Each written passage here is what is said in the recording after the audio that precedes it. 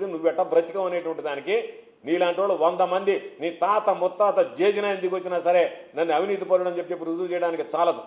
కాకపోతే నీ ఆక్రోశం అంతా ఒరే నేను తింటా ఉంటే అడ్డపడుతున్నాడే కాబట్టి అడ్డపడకుండా ఉండాలంటే ఇతని మీద కూడా విమర్శలు చేయాలనేటువంటి దుర్మార్గమైనటువంటి బుద్ధి తప్ప నువ్వెన్ని చెప్పావు.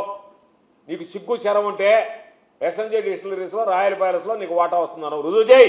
ఈరోజు ప్రభుత్వం నీ చేతిలో ఉంది, దమ్ము ధైర్యం ఉంటే రుజువు చేయి. ఇసుకన్నావు, ఇసుకకి సంబంధించి ఒక్క రేణువు కూడా గోవర్ధన్ రెడ్డి తెలియకుండా పోతాను నేను. అది నోరా లేకపోతే డ్రైనేజీ కాలువ తెలియటంలే. మనిషి గబ్బే నోరు కంపే.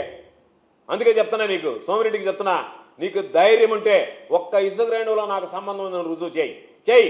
అదే నేను చెప్పా ఈరోజు సొరాయిపాడానికి సంబంధించి ఆధారాలతో సహా పెట్టాం. నువ్వు ఏ విధంగా మైనింగ్ చేస్తున్నావో, ఏ విధంగా మనుషులను పంపించావో, ఏ విధంగా పర్మిషన్ ఇచ్చినటువంటి వాళ్ళని దిగనేకుండా ఆపావో అన్నీ చూసాం.